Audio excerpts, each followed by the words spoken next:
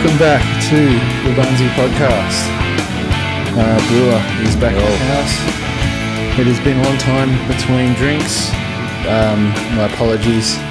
How long has it been? I think it's been like 3 months since we last did a episode. 3 months since the last upload, anyway. Yeah, and we've got a couple of episodes actually in the bank that we haven't uploaded, but it's just been a crazy couple of months. We started off the year with promises that it'd be more frequent, but yeah. How about no? Shit gets in the way. What's been happening? Why has stuff been so busy? I don't know. Me personally, I'm not working the day job anymore, and I'm working heaps more in music production. Something happens at the start of a year where it's a phenomenon that gyms experience where their membership just goes through the fucking roof in terms of new applicants when a new year clicks over because of the whole New Year's resolution thing. People freak out and decide, okay, I didn't do anything last year. I've got to get my shit together. It's exactly the same really with recording studios and bands. A year will just slip by as fast as they're slipping by these days, and you'll be like, we didn't release anything in 2014. So yeah, I've had heaps of bands contact me over the New Year period. I kind of put the word out there that I've been working on more music production. Just last year I did like a couple of releases with some bands, and they've been out for a little while, so I guess people are realizing that I'm sort of back in the game, and I've got this new setup which is helping keep the budgets down on a lot of the productions I'm doing. So yeah, I'm happy to report that I've pretty much been doing that for the last 3 months, which probably isn't a good excuse for not doing podcasts because I didn't have a day job. I should have a lot more time to do it. But I'm sure everyone knows the trials and tribulations of a small business or being a small business owner or just trying to run a one-man operation where I'm like out there spruiking new work. I'm working on the work that I'm doing at the time. Quite often 3 or 4 projects on the trot at the same time. So yeah, things have been pretty crazy. How about you, Brewer? I think you've started a new job since we last I don't know. I think I'd already started. Would have just been fresh. Yeah. So, but that's been obviously keeping you busy. Yeah, full-time work, fucking cunt. It's all right, No fucking Saturdays again because of retail. It doesn't really affect me too much, but yeah, it's all right. It does make a Saturday podcast harder to do. Yeah, that's exactly right. And guests and stuff are usually available on weekends and stuff like that. Yeah. And it's been pretty cool. I'm sure we've banged on about this in the podcast previously, but yeah, we've had some people reaching out wanting to be guests and some people wanting to come back onto the podcast and stuff. So rest assured that fire is still burning, and we will punch some more out. But yeah, been crazy times lately. But the stuff that I've been working on recently has been really cool. There's some really cool bands around at the moment. It's given me a bit of a a rekindling of the passion for recording bands. Okay. I mean, I don't want to harp on too much about the state of the music scene, but I mean, it was, I was finding there was a lack of good rock bands around in Sydney. It's just like, I don't know, everybody kind of went into this like very like either full-on metal kind of sound or this very, pop sound kind of thing. And there was no real good rock bands that were like, just writing really good grooves and good songs and stuff. Plus, I wasn't in the game as much as I was before, so I wasn't hearing as much new stuff come out. But it just seemed to be a bit of a desert of blandness. But in the last few months, the bands that I've been working with have blown me away. Some of the songs that I've been privileged to produce have really got me excited. So yeah, that's been really good. And I've still got a lot of work to go on those projects. Like a lot of them are still in the vocal recording stage or stuff like that, so we've got to do all of the mixing and stuff like that. But yeah, I'll spruik them a bit on the podcast once they're finished, to sort of share the love of it's not back to like high school bands and shit to get by, is it? No, it's weird, man. Like it's in the current climate of the digital age being everything online, the big YouTube communities that are like the music scene on YouTube is actually pretty cool. Like, I mean, there's all of these guys, I'm sure you've seen them, guys that are just like covering stuff with their instrument. So it'll be like dude that I watch with the fucking does all the covers and shit. Yeah. He's massive, man. That's becoming like, I see a good thing out of that because, you know, that's not like studio trickery. That's just like usually a live camera on somebody.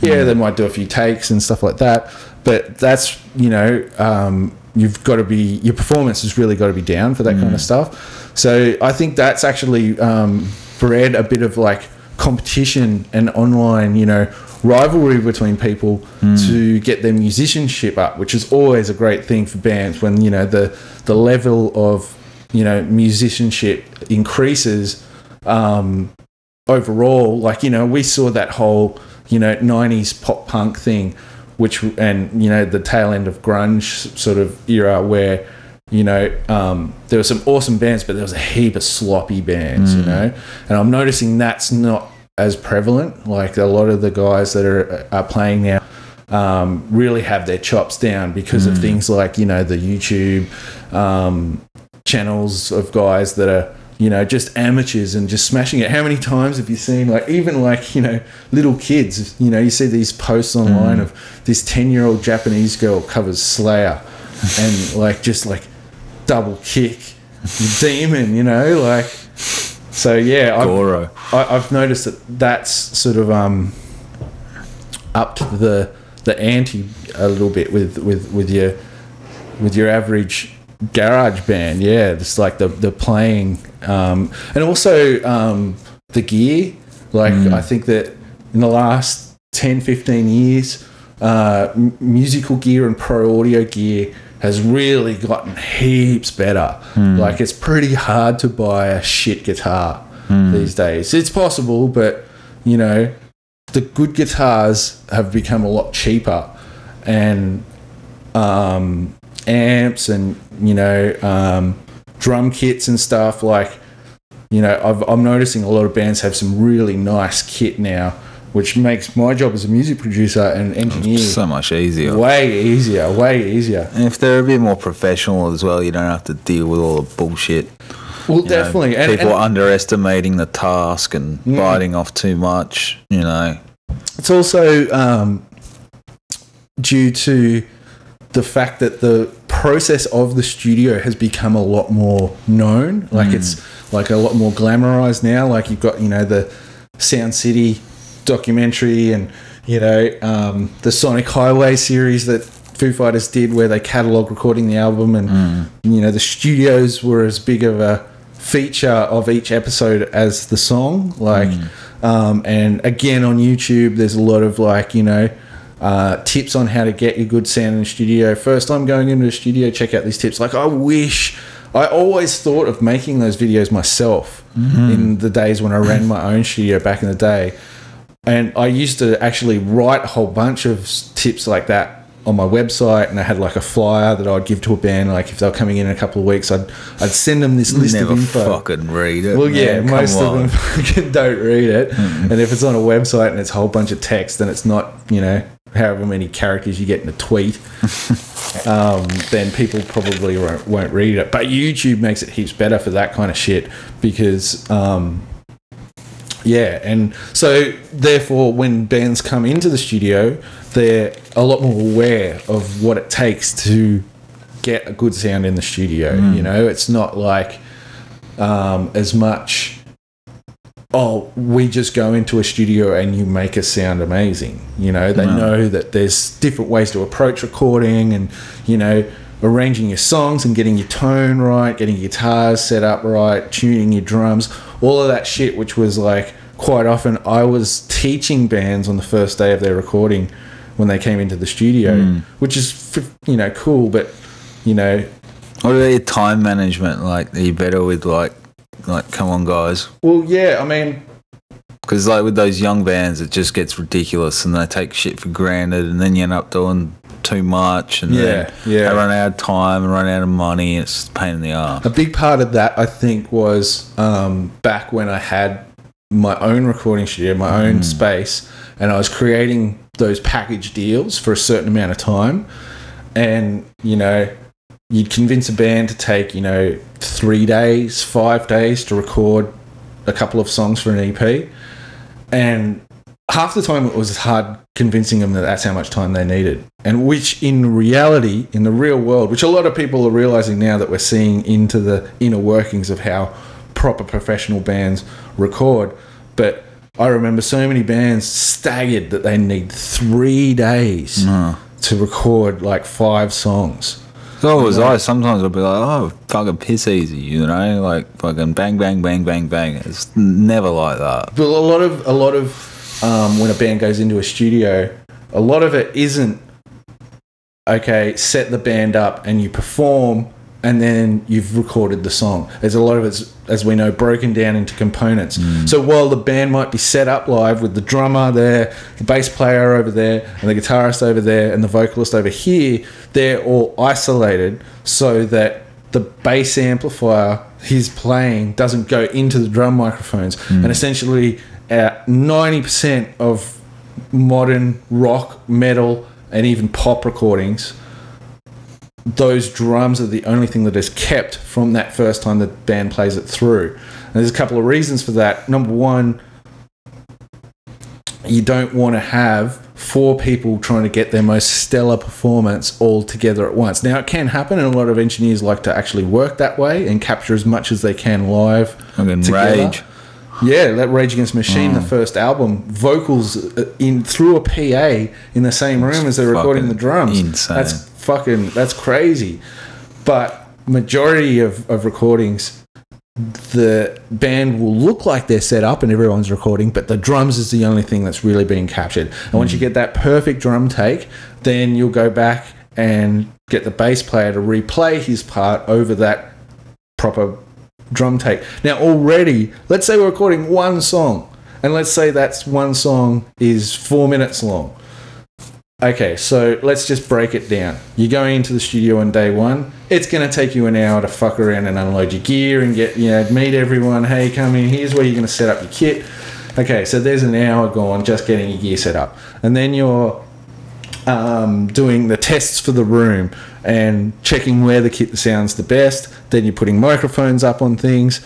Then you're, you know, basically a really good engineer could probably be ready to actually hit record and have everyone set up with their microphones and their headphones and making sure everyone can hear what they want to hear as they record. That in itself can take a fuckload of time.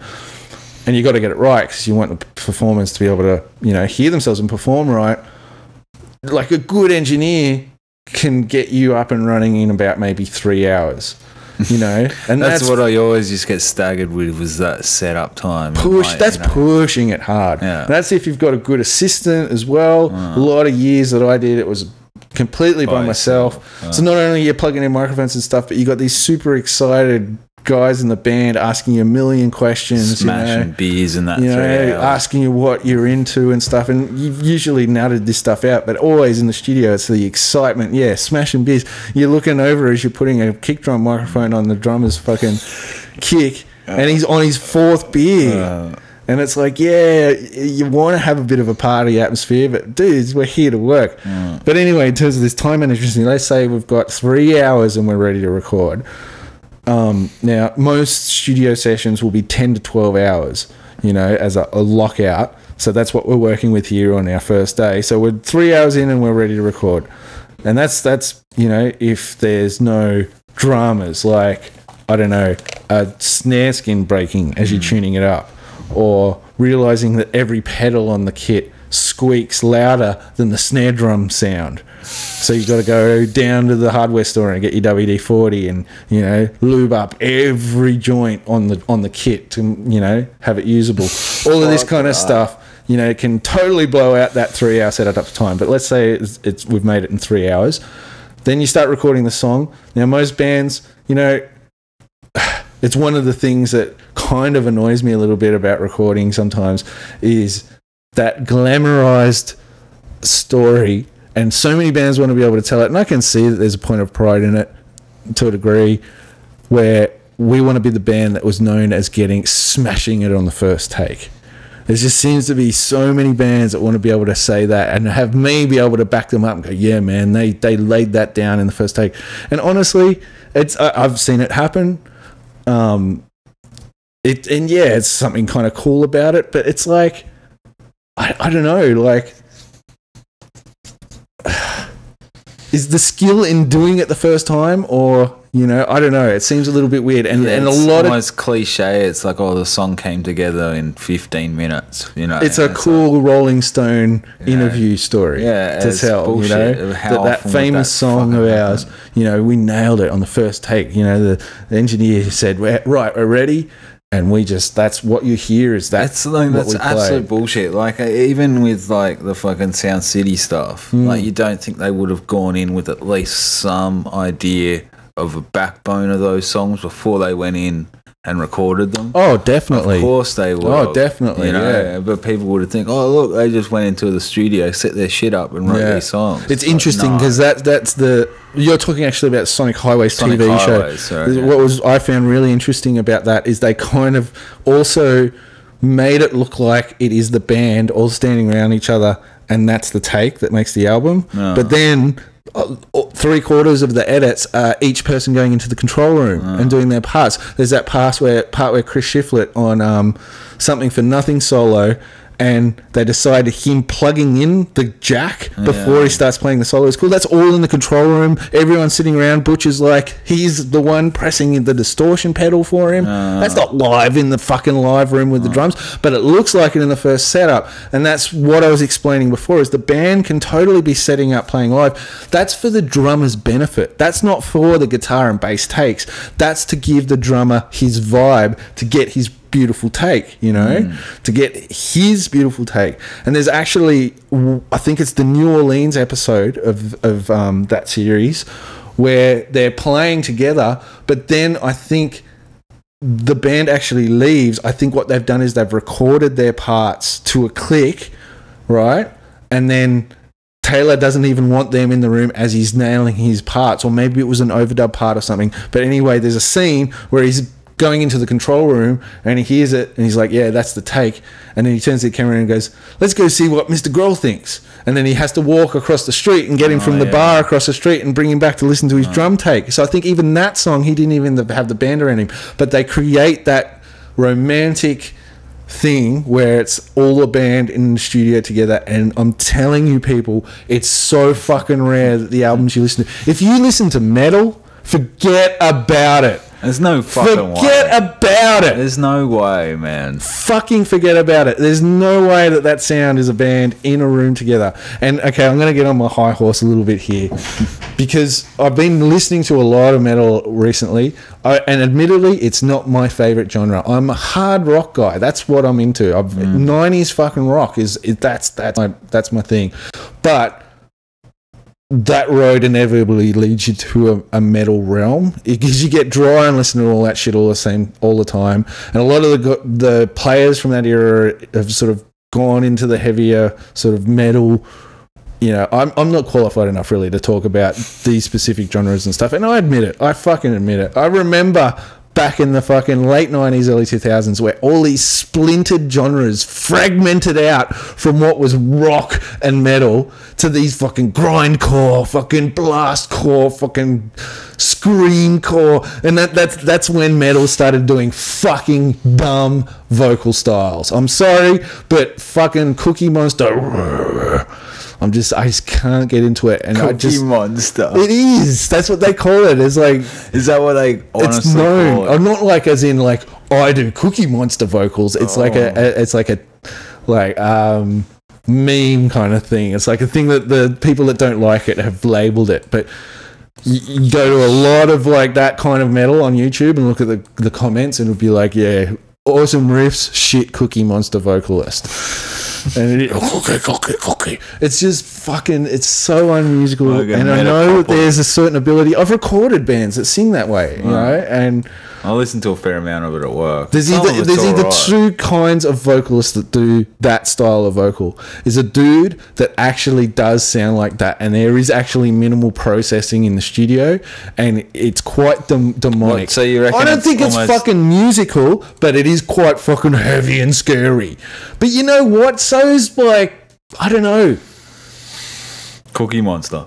I don't know. So's blood. Do I want bleeding in my metal? No, it just seems theatrical and put on, and it kind of came from, I think, again, I'm talking out of my depth here with these metal genres and stuff, but I think it came out of an era where some metal bands did that occasionally in a song.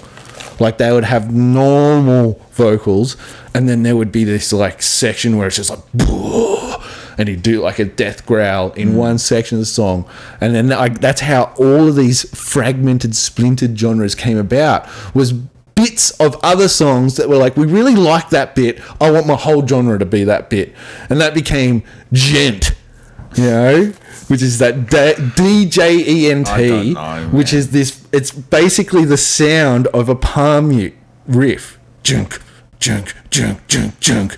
Right. So that's an awesome thing to do. That's an awesome technique. I love palm mutes, but as a spice in the mix of guitaring and heavy riffs, well, like, that's now a genre. Chuggers is a genre.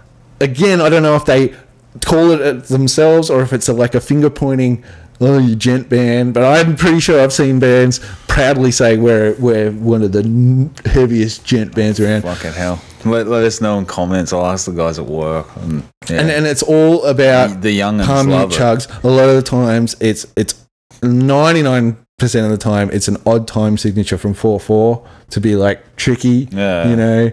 Some of the drumming I hear in these things are pretty fucking good. Though. This is the thing with metal. The guitaring's pretty. The guitar riffs are pretty fucking tank, dude. And I just can't understand the cookie monster. Totally, stuff. Man. I'll tell you a band. I can't understand what you're saying, man. Like it doesn't. It's not like it sounds bad. It's like rocking. At least you're playing real instruments. Yeah, but I like to sing along in songs I like. I honestly have tried, and I know people that are saying. Fucking into that style, and they sing along with it in that style, like in their car and shit. You know, I don't quite get it. You can't knock them for liking what they like, but I don't really get it. I don't dislike it, but I just don't really. I'm sure you're the same. It's the thing that stops me going very far into liking metal is vocal style. I just don't like that Linkin Park fucking, you know, melody, and then it goes into yeah. Well, that's I think that's a different. I think that's screamo. I could be wrong, but I'm pretty sure screamo. That's it. That's what they're talking. That's what he keeps talking about at work. I think screamo is melodic verses and screamed choruses, and sometimes that can go into some of the gayest shit ever. Is these bands, right, that have one dude that's the melody dude and one dude's the scream dude. So and they'll usually call and answer each other. So I see you in the light, the light. It's oh my god, it's. I don't mean to cast aspersions and thumb my nose, but it's so shit. And I love heavy music, but that is crap. It's so formulaic. So here's my general rant that I'm going on. The guys at work have put on a couple of songs like that, but they're actually covers of pop songs. Some of them I just fucking... I laugh. Like, it was a fucking...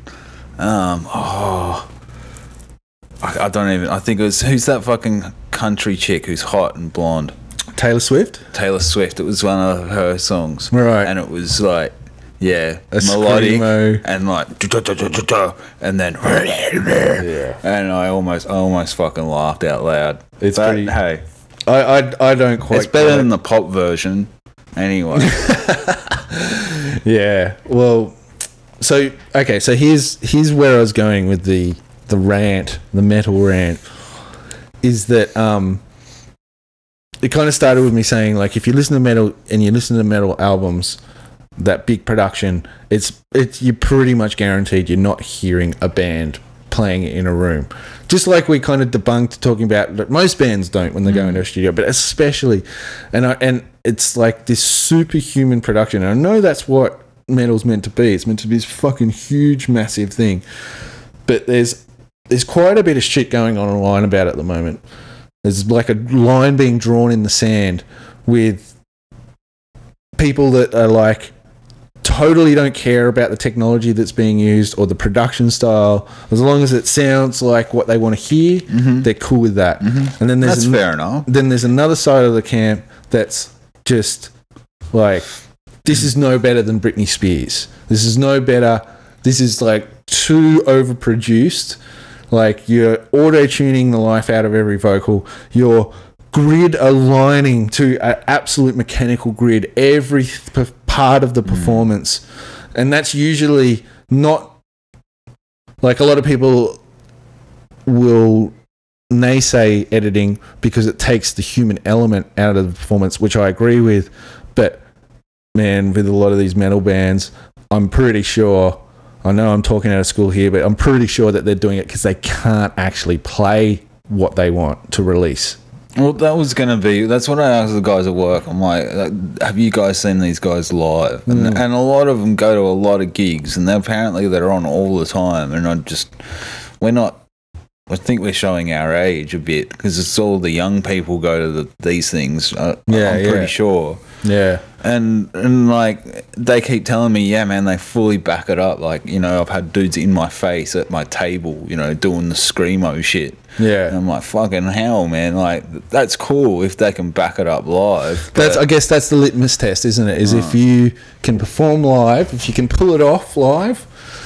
And yeah, I mean, I guess we're also living in an era where a band can be quite successful and not actually have to play live. You know, it's about YouTube clicks, it's about iTunes downloads, stuff like that.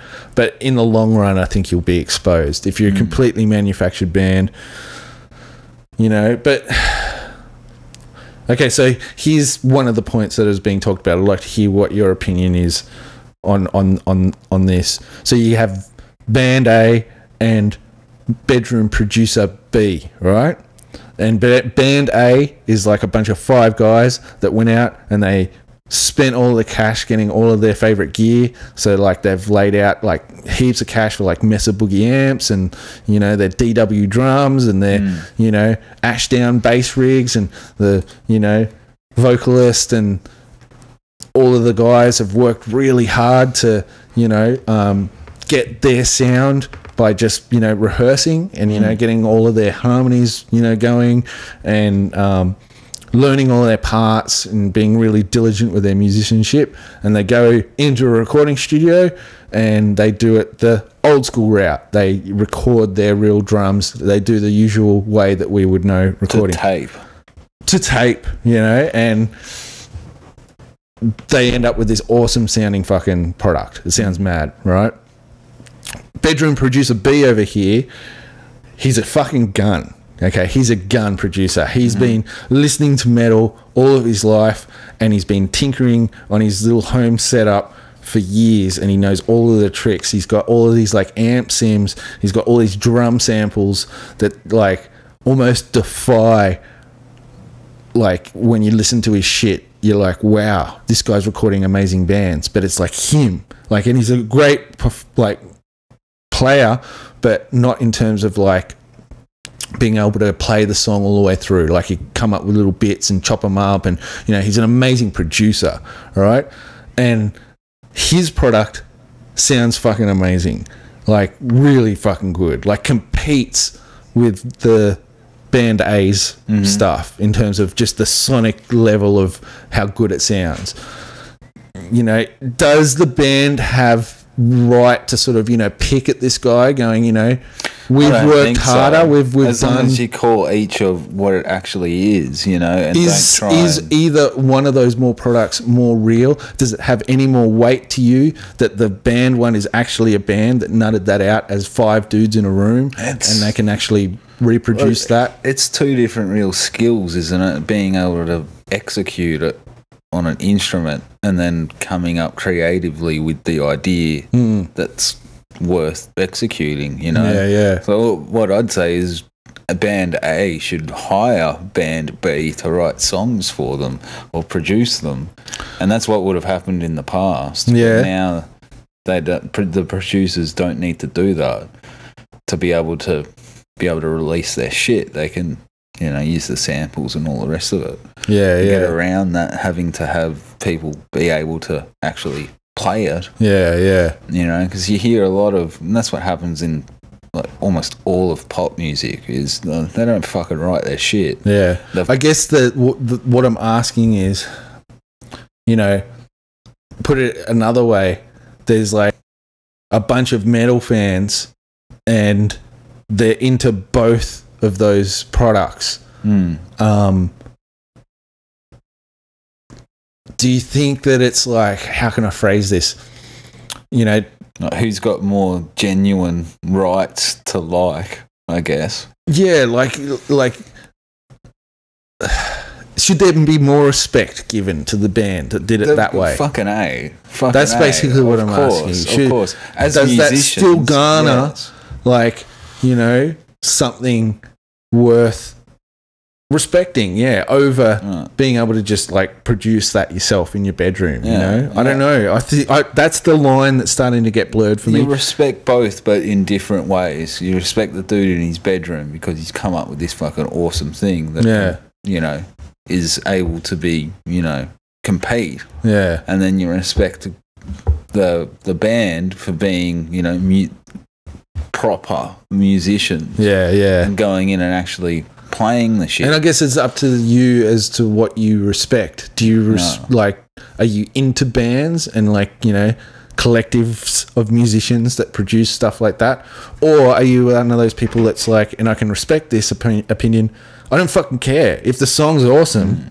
I don't fucking care if it was like made by a band. A lot of people never played an instrument as well, so they probably got. I don't care that that's a programmed drum part on a dude's laptop, and that this one over here is a drummer that's actually learned how to play that with his body on a kit. Like, I can understand not caring about the process to where we get something that I enjoy. I like this song. I don't know, because I'm a producer, I've got skin in the game, and I know how the process works, and I'm more enamored with the process, which is probably influencing what I like music wise. You know, I like live performing bands. I know 90% of what's in my collection are bands that I've actually seen live, you know. And to be like some YouTube creation or some dude that just has a SoundCloud channel and you never get to see them live and you never actually get to see, like, I don't know, there's something cool about a drummer doing his thing and looking over to the bass player and the singer, you know. I don't know, some silly. I'm old school. So yeah, it's been fucking ages since we've done a podcast and so much shit's happened since. You know what's funny? I was thinking about this before we set this one up. The last podcast that we recorded that's aired, that's up on Stitcher and YouTube, was recorded the day before the Sydney siege. Oh, full on. Yeah. Was it that long ago? Jesus Christ. Which is... it reopened the other day. Yeah. So for people that might not know what we're talking about, it was back in December or January. There was a... what would you call it? A siege, basically, is what they called it, the Sydney siege. Where, well, yeah, this is the funny thing. I don't think it was a terrorist attack, but that's definitely what it was labelled. Essentially, there's a cafe in the middle of the Sydney CBD that's a Lindt chocolate cafe. And one of the most interesting things about this story is discovering that there's a Lindt chocolate cafe in Sydney. I had no idea. Now it's reopened. I might go. I'm thinking I might have to go get a coffee there. But yeah, it's right in the middle of the like financial business district of the city. And basically a guy goes in and I think he had 2 guns, a shotgun and another gun, and took the place by storm, basically. You know, I don't know if shots were fired in the initial taking of the place. I don't think so. But yeah, some people ran out and there ended up being, I don't know, a handful of people stuck in the cafe for this it went into the evening. It went to like, I remember they stormed in when I brought it up on my tablet, and they stormed in. 2 in the morning or something. 1:30 or 2 in the morning. Yeah. So the reason why it gained so much traction in the media is that basically this guy claimed to be an Islamic terrorist and had the hostages hold up. Well, it turned out that wasn't an ISIS flag. Wasn't an ISIS flag. No, it wasn't. But that's, where you can see the public behind them. This is yet another adoption of Australian TV becoming Americanized, because that's such a NBC Today thing to do. They've been doing it for ages. And, yeah, that's basically what the Australian media has been doing over the last 10 years that I've noticed. Is just they want to become American 24-hour news cycle style TV. Good old Carl. Ridiculous. And yeah, so this guy kept them hostage for ages in the middle of the night. I think what happened was that one of the staff went to jump him. I was reading that he was starting to nod off. He was like standing up, keeping guard, and doing a bit of a, droopy eyes. And was it the dude or the chick? I think it might have been the chick. No, I think it might have been the dude went to go jump on him. Yeah, it was an employee, I'm pretty sure. Yeah. And he shot off the shotgun, but he hit the chick. Yeah. Is that right? Or was she killed by a ricochet? No, she was killed by police ricochet. Yeah, so this is the crazy thing. So I think maybe the dude got killed by the shotgun. By the shotgun, like as he went for it. Because he went to go take him, he's like, whoa, blam, dead. It was in the gut, I'm pretty sure he got shot. That triggered the police to storm the place. They were probably on a hair trigger the whole time. Man, and as soon as just waiting for gunshot like happened, they would be like, bang, let's go. Bang, bang, bang. And the footage of that is fucking crazy. It's intense, man. Cops, like, what? I reckon there would have been about 15 of them at the entrance, but it looked like only like 2 could get in at once through the door that they were going in. And the first 2 dudes that went in just opened fire. Like, how long do you reckon? It seemed like at least 10 to 15 seconds of constant gunfire. Oh, yeah. And that might not seem like long, but one gunshot is a fraction of a millisecond. And it's like 10 or 15 seconds shooting. It was like 10 dudes. Like several guns, not one dude. I think you got to be careful there, because I read as well they threw in...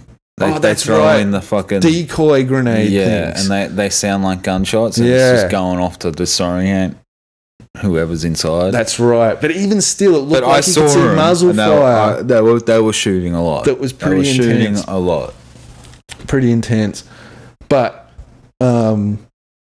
yeah, so the media has just been enamored with that. It's only just kind of died down, really. But it just seems like in recent years that has been twisted by the fucking TV companies, that they want to get more for bang for their buck. Like they... and if they don't get it, they'll edit it in. They'll fucking edit it in. The way that they got the welling eyes and the... Like, did you remember that ad that Channel 7 had for the exclusive interviews? And then... And like, all of these really shit edits with these soft piano... Bring, ding, ding. The terror of it, Sydney will never forget. Okay, first of all, it wasn't a fucking terror event. It was one lone nut dude that in the current climate knew that if he put that flag up and claimed fucking Islamic fucking fundamentalism as his fucking, anchor point, that would just spread like wildfire in the media. A dude that does that kind of shit wants as many people to see it go down as possible, It's all a big stunt, and that's just the thing of the day, If we were worried about Irish for some twisted turn of fate, everything that we think about the Taliban and ISIS and shit somehow was focused on the Irish.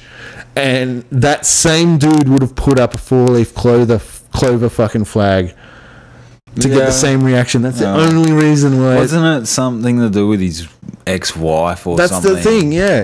And the dude was out on parole. We want to talk about fucking what the driving issues of that fucking circumstance was, is the fact that that dude was out on parole, the fact that that dude could get a fucking gun, all of that kind of stuff.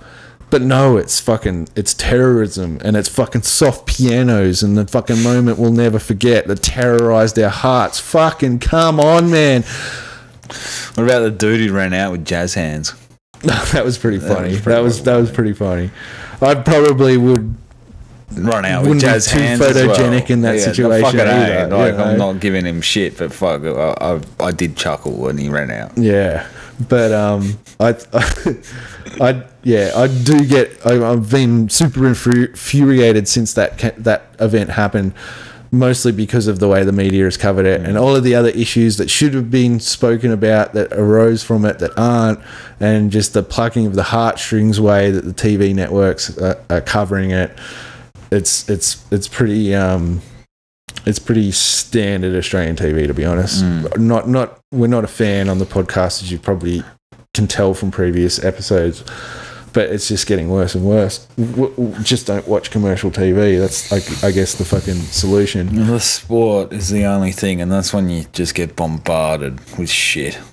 Like, it's still astonishing. That's the thing. Like, that's one of the hooks that they've got, is they've got that exclusive live sport thing, and you can tell the way that they pump ads, and like we were talking about the other night, bloody all of these sporting betting apps and shit that are coming out. That's where they get their revenue from now these days. It's crazy. And apparently Australia, we're one of the biggest gambling nations in the world, and it's just, I don't know if it should be regulated. I think it's like, it's not like kids it's just are problem gamblers. But it's just starting to you're get a grown adult. Too in your face, like it's fucking hell. I agree. It's like every. But you're not saying that it should be less in my face because I think the dangers of gambling are being perpetrated too much. No. It's just that I'm just sick of seeing this shit. That fat dude fucking smelling his sweat. Is that one of the sports bet ads or something? Man, it's like, I don't want to fucking see that. He's in the gym and he's all sweaty and shit. And it's like he rubs his crotch with a towel, and then fucking gross. I don't know if I've seen that ad. It's fucking disgusting. Oh, that's pretty funny. And he's like, that dude's supposed to be our mate now. He's been in a few ads. Like, oh, you big fella. Oh my God, you fucking hell. That's the other thing. They're like, I don't know. There's like, I hate being told what I'm going to love by the TV. You're gonna love him. I don't care what is gripping Australia, or what gripped 13 million US viewers. Fuck off. There is 350 million Americans, and you're going to tell me how Forever captivated an audience of 13 million Americans. Major television event. There are fucking skateboard fails with more views than that. Fuck off with your 13 million. Like, I don't care. That show looks like a pile of poo. Anyway, one of the other things I wanted to talk about briefly on the podcast, coming up to a state election. So I think that's not this current Saturday. Weekend we're in. It's next weekend. It's a week from today. Yeah. And it's a bit of a case of the dude who's in charge now and some other dude. Like, seriously. I can't even remember his fucking name. I've seen him like twice on TV. Once in a debate, and it was a pretty fucking lame debate. And all of his ads are like, just not that dude.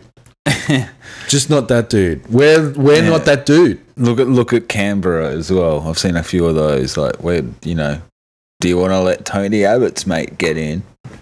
What's the angle on that? Sorry. Well, because Tony Abbott's not very popular at the moment. No, but who's Tony Abbott's mate?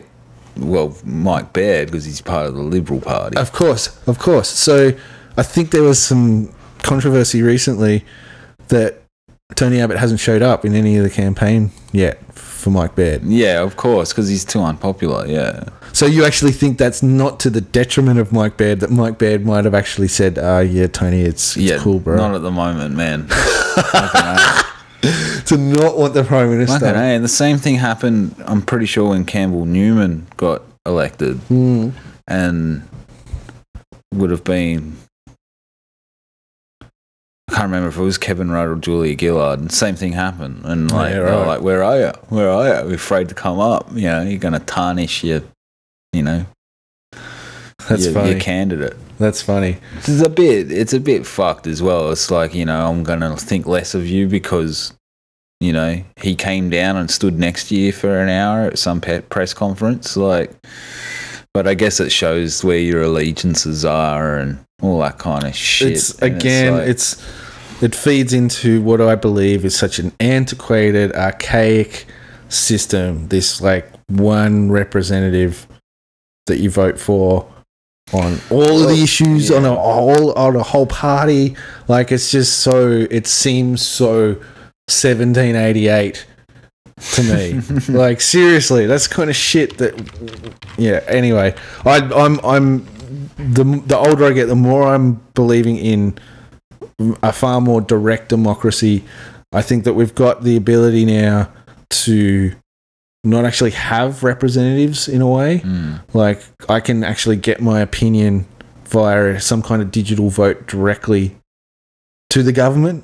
Like, I don't know. I can see a bit more representation on a state level, you know, because it's, you know, it's a government that's running our state, not our whole country. It seems like to me that a state government vote, like, you see the difference a lot. Oh yeah, a lot closer to home than federally. And that's what I guess we're looking at as one of the main points in this election from Mr. I'm Not That Guy. His big platform. Do you know his name? Can you remember his name? I can barely remember his face, and I remember he reminds me of Brandis. He looks like fucking he's Brandis. Bald and glasses. Yeah. Luke Foley is his name. Luke Foley. It's like Axel Foley. Yeah, I was going to say Beverly Hills Cop. Okay, so our mate Axel, his main platform is bananas up tailpipes. No. Jeez, Billy, what do you got in your trunk? He pulls out like the fucking, you know, like 5 machine guns. Boom, the trench coat. Yeah. The chick with the short hair and the fringe. Oh, I haven't seen that movie in ages. That's the second one. Beverly Hills Cop 2. That's the second one. How's the, like, not the, like, white as milk dude cop, but the gruff, fattish, not the mustache one. Like, he must have been cheering that he was part of that franchise. I know the other dude's name's Billy. The tall, lanky dude, because he gets Billy. He always gets the shits at him. What's his name? Like There's a Simpsons joke about him. Who's freaking Judge Reinhold? That's his name. Okay, we're off track. Axel Foley, his platform, basically the only thing that I've seen him have any substance, and he seems to be pushing it hard in his attack ads, is electricity. Baird wants to sell our electricity infrastructure, privatise it. I guess that's to balance the budgets. One of the interesting counterpoints that I've heard on one of the radio ads about it is like how much, I can't remember, it's like I think 1.5 billion a year the New South Wales electricity grid profits, and that goes directly into paying for shit, schools and stuff. I'm sure there's some fuckery along the way there, but essentially that's what they're saying is that, I think they were saying, and it was a funny number, every household $420 a year is what they make profit, and that goes directly, and that eases our tax burden and does that forever, you know. Whereas selling it, we'll buy some shit, but once we get paid once for it.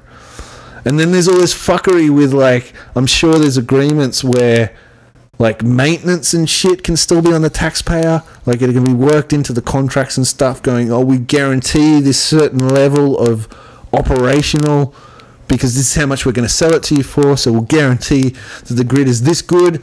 And so there'd be clauses worked in there that if like, okay, well, yeah, if in the first 5 years this section fucks out, we need the fucking government dues to go and fix it and get it back to what you sold it to. I'm sure there's something like that in there. I'm talking out my ass, but I'm sure that there always is. These fucking lawyers know what they're fucking talking about. I don't know. For me, it's becoming like maybe a linchpin point. What are your thoughts? Should we sell the electricity grid? Is this a good idea? Am I taking the bait on these fucking fear-mongering ads of like, and that's the other thing that they say in the fear-mongering ads is that electricity prices will also go up. So not only do we lose our asset that earns us money, but the private companies will end up charging us more in the long run. That's probably going to happen anyway, even if it stays in government's hands. We're going to be paying more for electricity. Yeah. I think that's inevitable. And, you know, it's a convenient thing for them to be able to tack on to it. I don't think whoever it goes to will be paying less for electricity. Look, I'd have to look into it further, but look, if you're making that kind of revenue every year, I don't know, you know, how bad is that enough to be able to, you know, bring the budget back, or do they really need to sell this thing in order to be able to not pay enough interest so they're not, you know, getting further behind, yada yada. I don't know. And that's the half the problem with state politics. So you get no coverage. Like even federally, it can be a bit thin on the ground. Yeah. And like I speak to some of the young dudes at work, and they've got no fucking idea there's even an election on. Yeah, yeah. You know, it's like they don't give a flying fuck, and there's no way. I've seen it nowhere. I've been keen to see some shit, but I don't see anything on the news, or it just doesn't get the coverage, so it's hard to get your information. It is so, pretty thin. I honestly don't know, but essentially, like, you know, as a general view, public infrastructure, you know, do you think it's okay to eventually privatize it? Because some of the arguments are that when you privatize it, they take on all the maintenance costs and stuff like that. So, and it's not like you can privatize it and still regulate it as well. It's still going to be an essential service. It's not like they're going to go like, here you go, it's yours now. They're going to go, here you go, but you need to make sure that, you know, blah, blah, blah, blah, blah. And I'm sure with their revenue streams, you know, they'd work that into the price as well. So, you know, they'd go, all right, we would have made X amount in 20 years. You need to make sure that your price matches this, you know. And that's the thing, like, how much is the price? You know, it might not be enough or whatever. Yeah. But, yeah, there's a thing on the ABC website called Vote Compass, and you go in and you answer a fair few questions, and it tells you which way you're most. I saw that. Aligned. I haven't done the thing, but I've seen some people said that. But especially when the issues are thin on the ground, like, you know, information is that seems like a pretty good resource. So I've got to do that before. Yeah, definitely. Yeah, I don't know. There's just a part of me that thinks that we should never sell anything that the taxpayer paid for to be built to then give that over to I'm all for giving like tenders to private companies to build shit in the first place. So it's like, well, we'd love a fucking bridge from Manly to fucking the Opera House.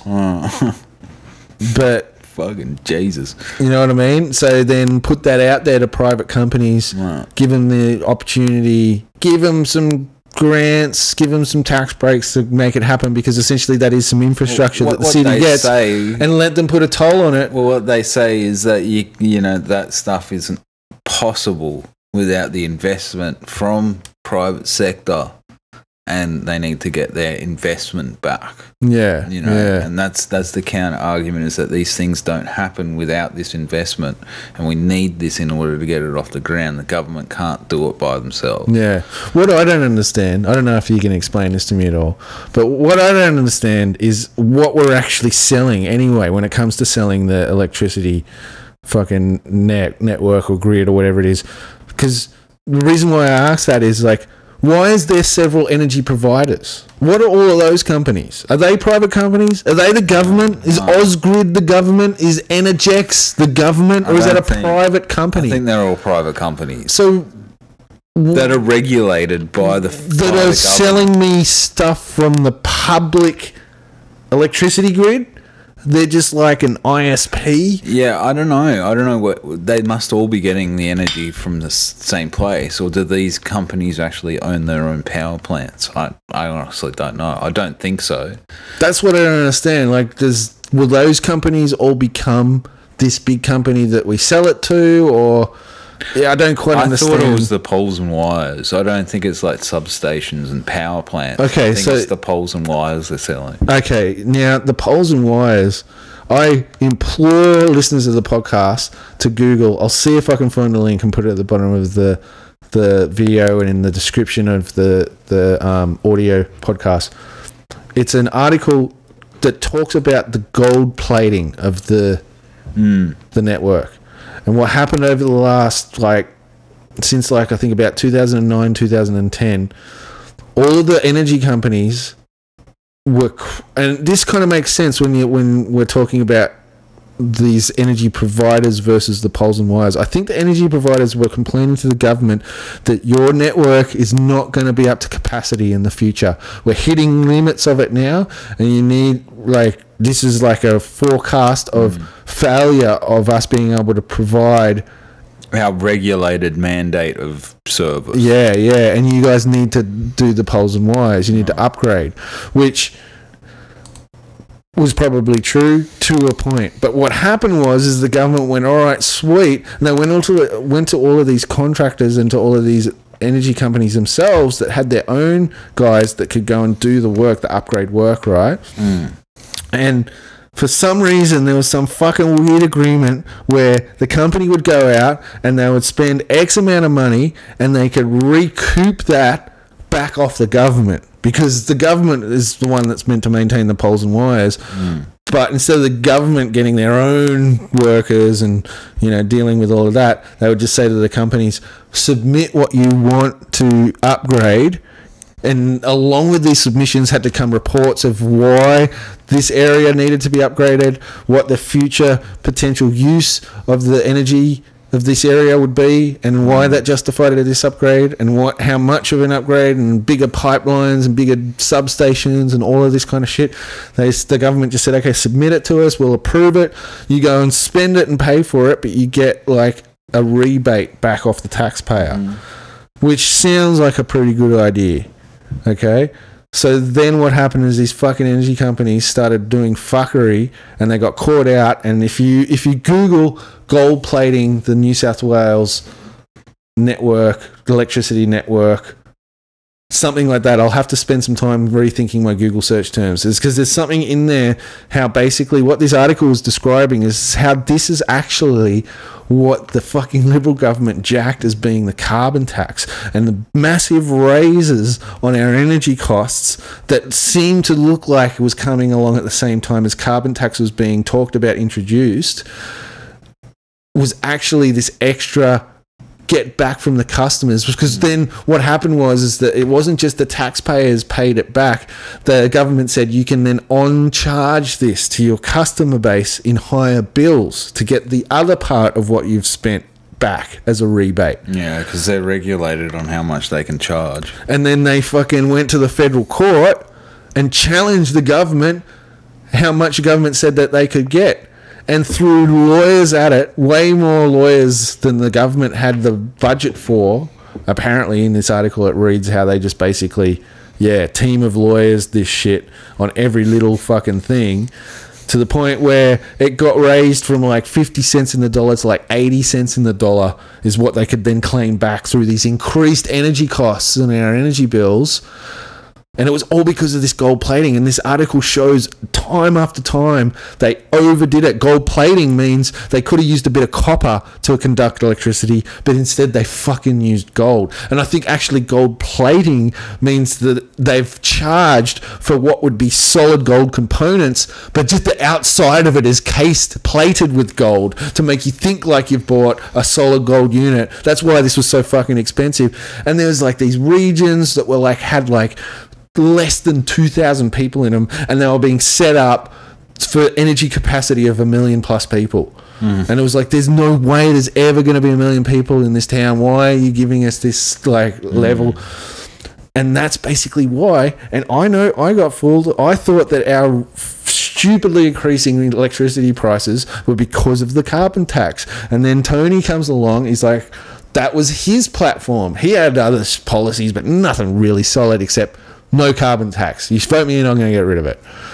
Did our fucking prices go down? No. Oh, they did. A little. Not as much as they said. Not as much as they said. And I think it's because of that gold plating swindle. It's a fucking swindle. Absolutely ridiculous. While we're talking about government spending and waste, one of the things I want to talk about, it's fucking one of the most amazing things I've read recently in Australian news. I just can't I'm still staggered. I've got a couple of the articles up in front of me here. We talked about it. The fucking SCG footbridge. Oh, yeah. I read about that in the local paper. Sweet Jesus. Okay, people, here's the story. We've got the Sydney Cricket Ground, and it's Sydney is this fucking town that was built when horses were pulling carts around, and half of our streets and half of our infrastructure is still off the backbone of that city construction. You know, am I wrong? No, you're right. It's fucking ridiculous. Like, this city is swelling at the sides with people, and something like the Sydney Cricket Ground, you really truly get to see the beast in action. Like, we've been to many events there. We've been to big footy games. We've been to concerts. I've been to the Easter show a few times out there, and it is staggering. I am actually amazed that the trains, that the cars, the taxis, the buses, all of that actually manages to get people in and out of the place. It's unbelievable. Like, we've got to have the same numbers as other big cities in the world, and I'm sure that those other cities have got way better. When was the last time you went to the MCG? MCG? A while ago, but goddamn, that's heaps more efficient. It's so good, man. Like, there's trains to the door, there's trams to the door, there's buses to the door. You can walk out of the place into the CBD without too much fucking issue. And yeah, that's how you And I know it's hard to build on top. Most places are. Because they would have had the privilege of foresight and constructing that with its knowledge of its use, you know, whereas Sydney... But goddamn, yeah, the SCG sees massive amounts of people. And so one of the solutions the fucking government has come up with is a footbridge, a pedestrian footbridge. I don't think it was the government, man. I think it was the ICC that commissioned I think you're right, because they were pushing for the World Cup. They wanted it for the World Cup, yeah. The ICC requested it. Yeah. Jesus, and okay. the New South Wales government obliged. That's the other point to make as well. It's not like they're innocent. Is it ready? It wasn't ready for the Sri Lanka game. It wasn't. I went past it not too long ago, and it was still being built. Anyway, so yeah, the ICC, which is the International Cricket Council, has mandated a fucking footbridge, and it's like, I don't know how to say it. It's just like the most expensive thing I've ever seen. Like, as years go on, like, I used to put, for me, progress was the march of progress for me was how much big Hollywood movies cost. And I remember just the years went on and it just got crazier and crazier. Terminator 2 came out and it cost fucking like... And you look at how much Terminator 2 cost. We should Google this shit. Hang on. How much do you reckon Terminator 2 cost to make? Oh, it'd still be a fair amount. I reckon 20 mil. Are you serious? A few hundred mil? Dude, this is my point. You cannot make a fucking indie film for $20 million in 2015. I honestly don't know. You can't. Man, 20 million? You know what? I reckon that they would spend that in half a season of Walking Dead. What? No way. Easily. Not in a TV Easily. show. I would put I would put my life on it. I swear to God, everything is so fucking expensive now. It's unbelievable. Like, and not only how much, unprecedented budget of $94 million. $100 million is what I always thought it cost to make Terminator 2, and that is peanuts. Wow. At 3.5 times the cost of the average film and approximately 15 times the $6.4 million budget of the original Terminator. $6.4 million. That's nothing. That is nothing. Okay, Google how much it cost to make Avengers. Oh, man. Google how much it cost to make Avengers. And I bet you that'd be a couple $100 million. That's got to be pushing $500 million. Oh, holy shit. The Avengers cost about $220 million to make, and big action movies usually cost another $100 million to market, bringing the price to an estimated $320 million. It's actually lower than I thought it would be. I thought that exponential rate that I remember from Terminator 2 onwards, I thought would have just actually kept going. But even still, man, $300 million, $350 million. Okay, so that takes us to what I'm talking about with this fucking footbridge. Okay, a footbridge. Now, if you... Holy shit. Hang on, just one sec. Yeah. Worldwide, total lifetime grosses of that, how much did we say it was? 360 million all up? Wait, for the Terminator? No, 2? for Avengers. Avengers. Okay. I'm pretty sure that cracked a bill. 1.5 billion. 1.5 billion. 1.5.5.9. Wow. $1,518,594,910. That's fucking ridiculous. You know, probably most of them do if they're smart, but you know, at least Robert Downey has points as part of his payment. Yeah. He would get paid for the movie, and he would have points, like royalties, on the film. You mean? Yeah, right. He would get paid for how much it makes. That's intense, man. $1.5 billion, and it cost them what? Movie. $250 million to make another $100 million. To 320 all up, it said, including marketing. That's ridiculous. That is crazy. Anyway, footbridge. That is crazy. So, okay, let's just keep those numbers in our minds, actually, because it does relate. It gives us a bit of a waypoint, because when you're talking millions of dollars, sometimes it's just my head spins, you know? Like when people talk about how much it costs to fucking build this building or something, and they tell you, but sometimes there seems to be discrepancies. There's big discrepancies. It seems like one little thing costs so fucking much, and then this other thing that's like massive costs little. Here's my case in point, this fucking footbridge. Okay, so the total cost, once it was all done, now there's a story to it why it cost this much, but footbridge, now maybe bring up a photo of this as we're talking about it. I've looked at some photos and it looks like a pretty fucking big footbridge, man, from what I've seen. Yeah, well, it's not just a small bit that goes over the road. Type in, it's a Sydney Morning Herald article, the whole cost of the fucking footbridge. It goes over, we can see it in the photo once you bring it up, I think it goes over 6 lanes of traffic. Is $38 million. That's the total price tag for a fucking pedestrian footbridge. Unbelievable. And it had so much fucking opposition from people, namely from the Bicycles fucking Association of Sydney. And they put a fucking bike lane on this footbridge, and all the bicyclists are saying, we'll never use it, there's no point. Have you got the photo up? Yeah. It's got a glass floor. Hang on, I'm just trying to zoom in. I think it's got a clear perspex fucking floor. Like, why? That will get cocks scratched in it within a week. You know, tags of like boobs with a Z. It like $38 million. Okay, so come on. They say that the original cost of the thing was going to be $25 million, and that the Heritage Council fucking got all uppity. The Heritage Council, and they said, it looks shit. You need to do this. You need to make it more aesthetic. And they claim that added $13 million to the original $25 million fucking... Like, this is a bridge. It's ridiculous. Like you could walk over it in less than 2 minutes. Couldn't you? Over that 6 lanes? But I don't think it's like that. Hang on, let me bring up another picture. That it looks like it kind of goes like right through to the SCG. Well, there's, I don't know. There's like a snail spiral walk-off bit. And yes, okay. And I think it actually goes all the way through the park. But $38 million? I agree. It's ridiculous.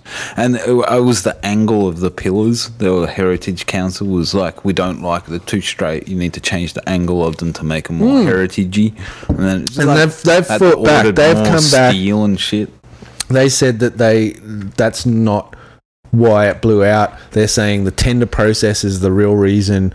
Then the guys that made it said that we had to add an additional 100 tons of steel to accommodate their new design. But then in this other article I'm reading that, in fact, the things that the Heritage Association suggested didn't get done.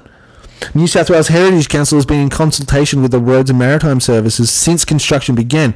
Many refinements the Heritage Council requested, including ways to make the bridge less intrusive and to reduce its width, were not accommodated.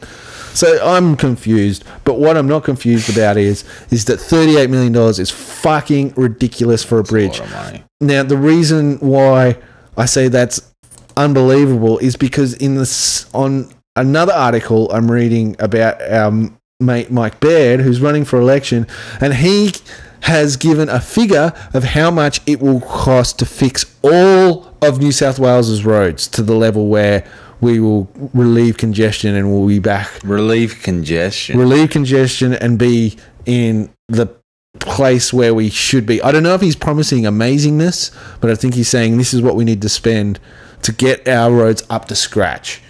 Now, what that means exactly, I'm not sure, but he's given a figure of $300 million. How can that be fucking possible? You've made one footbridge for 38 mil, and you're saying 10 of those bridges could fix every fucking bit of road. No, he mustn't mean congestion. He must mean like potholes. Let me see if I can find it. That's ridiculous. $300 million. That's bullshit. $300 million. There's no way. Fix roads. Let's see if my Google skills helps if I spell his name right. Okay. Found it. Sydney Morning Herald. I could have skimmed over this, but here's the headline. Mike Baird promises $300 million to untangle Sydney's roads. Now let's just see what that involves. See if I can just skim over this quickly. Roads would be widened, routes leading to busy intersections would take half as long to travel through the $300 million election promise by the Baird government to untangle Sydney's worst traffic snarls. The improvements would take place over the next decade and will be funded by the proceeds of the government's proposed partial lease of the electricity. Proposed partial lease. So they're not selling it or they're leasing it. Another thing I probably need to look into more to fully understand what the fuck I'm talking about on a fucking public podcast. But there you go. That's how we roll. But yeah, that seems to be a real weird divide. You know, that 300 mil is what we need to untangle the roads, but it costs us 38 mil, albeit with a fuck up and, you know, design quibbles and going back to the drawing board and shit. But even still, if it came in at the 25 original $1 million, like, I just can't believe that's like 25 million. Can't that build a motherfucker of a house? You're saying that there's more shit in a bridge than a house? I guess so. Concrete and steel. If there's anybody out there in construction or can like give us some kind of like insight into that, I would love it, because I would say confounded. There's a lot of concrete, there's a lot of steel involved, which I'd definitely, and a lot of fucking rotting contractors, I reckon. Oh, of course. I reckon that's where it's all gone. And the match fixing ICC officials. And they probably did half of it, and then they're hearing wind about people complaining about, and they're just like, oh, yes, complain, Heritage, or whoever's like got a problem with it, because would love another 6 months of fucking work. I don't know. Seems pretty full on. So how long have we been going? We should probably call it. Yeah, I don't know how long. Yeah, well, we'll upload this pretty soon, and we will definitely try to do some more regular podcasts. Yeah, check us out on Stitcher, YouTube. Any comments that you can throw our way is appreciated.